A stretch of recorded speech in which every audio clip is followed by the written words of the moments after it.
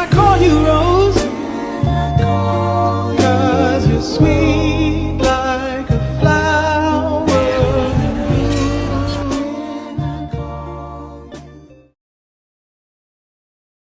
สบายดีพวกเรามาจากของ7-8กลุ่มหนึ่งและน้องมีชื่อว่าท้าววิลเลียมราชพล น้องมีชื่อว่านางวันธนาปรณวงศ์ ส่วนน้องมีชื่อว่าท้าวคำสวัสดิ์หรือหาจักร น้องมีชื่อว่าท้าวอนุสักฤทธิเดช น้องมีชื่อว่าท้าวมโนสินวงศ์สวัสดิ์ น้องมีชื่อว่าท้าวอนุสิทธิ์วรวงศ์และ ท้าวเลมอนสีทอง โอเคแล้ววันนี้พวกเขาก็จะพาทุกคนไปเยี่ยมชมสถานที่ท่องเที่ยววัฒนธรรมในนครหลวงเวียงจันทร์ซึ่งสิเป็นยังไงพวกเขาก็ไปเบิ่งกันเลย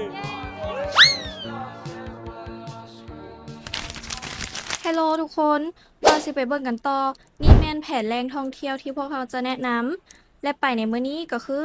1. ประตูไซ 2. แคบของ และ 3. จบที่พระธาตุหลวงเวียงจันทร์พร้อมกันแล้วหรือบ่ไปกันเลย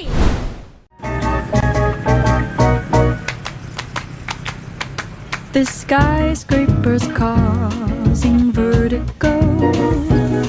The countdown begins in Tokyo. 27 days alone means 20 million ways to cope with that. สถานที่แรกประตูไซหรือสัญลักษณ์ที่สำคัญของคนลาวเฮาเมื่อย่างเข้ามาอย่างแรกที่เห็นก็คือ สถาปัตยกรรมที่สวยงามของคนเฮาที่ได้แกะสลักไว้อย่างสวยงาม เมื่อเงยหน้าขึ้น ก็จะเห็นรายละเอียดต่างๆ ที่สามารถแนมเห็นได้ขั้นตอนแรกก็มาซื้อปี้เพื่อเข้ารับชมทางในของประตูไซค่าปี้นั้นสำหรับคนลาว 5,000 กีบและคนต่างประเทศราคา 30,000 กีบเมื่อย่างขึ้นมาที่ชั้น 2 ก็จะมีกรงเยี่ยมที่สามารถลอดออกมาเพื่อรับชมรายละเอียด สีสัน และการแกะสลักภายในของประตูไซที่ได้เห็นด้วยสายตาของเฮาต่อมาขึ้นมาที่ชั้น 3 ก็จะมีการนำเสนอประวัติศาสตร์ต่างๆ ความเป็นมาของประตูไซจากพนักงานประจำชั้นได้สำหรับนักท่องเที่ยวที่มาและข้อมูลบางอย่างของประตูไซที่หาอ่านอยู่ใส่บ่ได้นอกจากที่นี่เอามาฮอดที่ชั้น 4เราจะยังเพื่อรับชมบรรยากาศอีกทั้งมีการแนะนำแหล่งท่องเที่ยวและวัฒนธรรมของชนเผ่าต่างๆของลาวเฮามาฮอดที่ชั้นที่ 5เขาสามารถรับชมวิวทิวทัศน์ของนครหลวงได้อย่างชัดเจนยังมีบอนที่สามารถเช็คอินถ่ายรูปได้เช่นกันชั้นที่ 6 คือชั้นที่สุดท้ายที่เราจะรับชมกัน เมื่อขึ้นมาก็จะเน้นเห็นผาที่เอาไว้ไหว้เจ้าทีเพื่อปกปักรักษาประตูไซซึ่งภาพวิวที่ได้รับก็จะสวยสดงดงาม นี่ก็คือประตูไซสัญลักษณ์ที่สวยงามที่ทรงต่อมาตั้งแต่สมัยก่อนถึงปัจจุบัน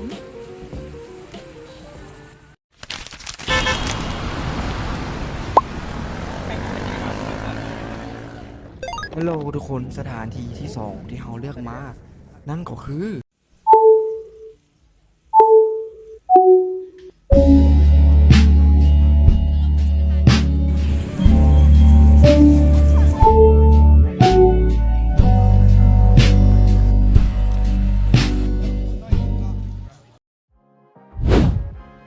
แคมป์ของเป็นสถานที่ท่องเที่ยวและตลาดกลางคืนอันสำคัญแห่งหนึ่งที่ทุกๆคนต้องได้มาลองในนครหลวงเวียงจันทร์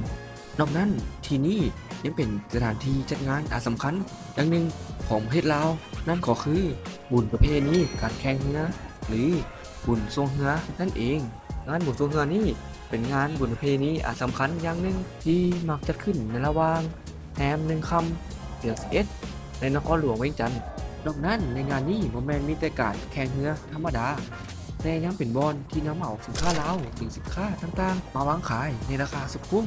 ที่ได้จากงานนี้เท่านั้นและก็เป็นงานที่ไว้ให้ทุกๆคนได้พักผ่อนคลายเครียดด้วยกิจกรรมที่มีเต็มในงานนี้นั่นเองและอีกสถานที่หนึ่งที่กำลังฮิตของคนลาวนั่นก็คือตลาดสีหอมซึ่งเป็นบอนให้คนลาวกับคนต่างประเทศได้มาพักผ่อนหรือมาเที่ยวแวะชมได้ตอนนี้บ่ได้ดีแต่บอนพักผ่อนแต่ตอนนี้มันได้กลายเป็นสตรีทฟู้ดฮับที่กำลังฮอตแฮงในเวียงจันทร์ใครมักย่างเรากินมักแสงสีเสียงกลางคืนบอกเลยว่าต้องมา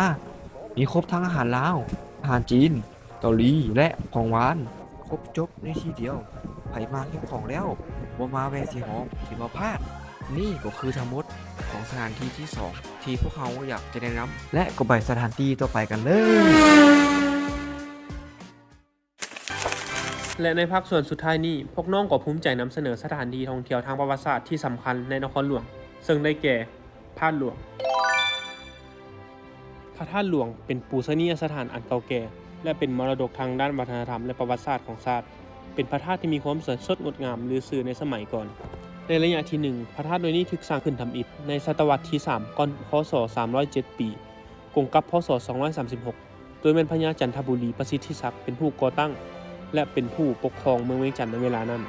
พร้อมด้วยพระอรหันต์5รูปเมื่อนำมาฮอดเมืองเวียงจันทร์แล้วได้พร้อมกันกับพญาบุรีจันทร์และชาวเมืองเวียงจันทร์พร้อมกันสร้างพระธาตุนี้ขึ้นและได้ใช้ชื่อพระธาตุนี้ว่าพระเจดีย์โลกจุลามณีระยะที่ 2 นี้ภายหลังพระเจ้าสยามเศรษฐาธิราชได้ย้ายนครหลวงจากเมืองเชียงทองที่หลวงพระบางลงมาสถาปนาเป็นเมืองเวียงจันทร์ในปีพศ 2103 กงกับปีคศ 1560 และต่อมาในปี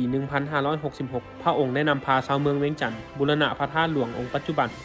ความเอาพระธาตุเก่าที่พญาจันทบุรีสร้างไว้ก่อนหน้านั้นแล้วพระธาตุหลวงนี้เป็นพระธาตุที่ใหญ่โตและสวยสดงดงามแล้วจึงได้เปลี่ยนชื่อจากพระเจดีย์โลกจุลามณีมาเป็นพระธาตุหลวงนับแต่นั้นเป็นต้นมาฮอดปัจจุบันและในตอนนี้พวกน้องก็มาฮอดบุญธาตุหลวงแล้วเป็นที่เยี่ยมห้อย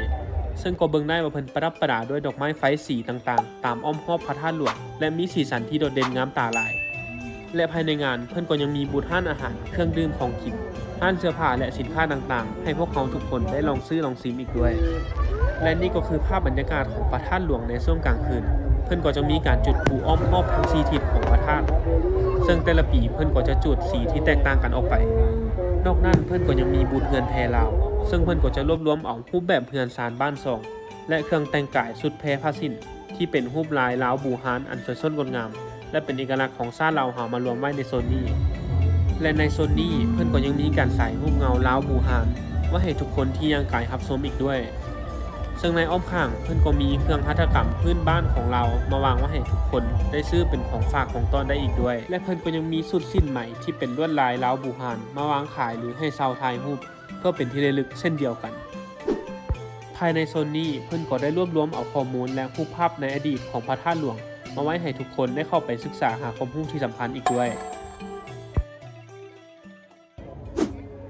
และนี่ก็คือภาพบรรยากาศที่เราได้รับภารกิจจากอาจารย์ให้ไปให้พระธาตุเพิ่งที่พระธาตุหลวงซึ่งก็เป็นโอกาสที่ดีหลายที่พวกเราจะได้นำภาพบรรยากาศมาให้ทุกท่านมารับชมร่วมกันซึ่งในตอนนี้พวกเราก็กำลังย่างเข้าไปด้านในของพระธาตุหลวง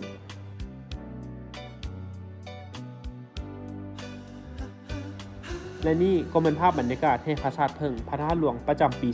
2025ซึ่งจะเป็นอย่างไรพวกเราไปรับชมพร้อมกันเลย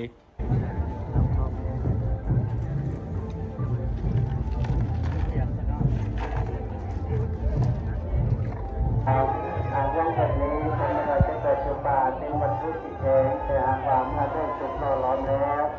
ก็จะเป็นอันที่อ่อนน้อมแต่ก็เป็นที่ให้เมื่อเขาแห่แล้วเขาก็ได้นำเอาผ้าเบียงที่เขาเซาก่อนหน้านี้ไปส่งเพิ่นซึ่งทุกคนก็สามารถไปเซาได้ที่ด้านหลังของพระธาตุหลวง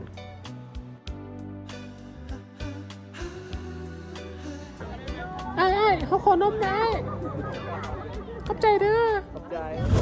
และพวกน้องมาจากห้อง7/8กลุ่ม1ขอจบบทรายงานคลิปท่องเที่ยวทางประวัติศาสตร์และวัฒนธรรมไว้เพียงเท่านี้ขอขอบใจ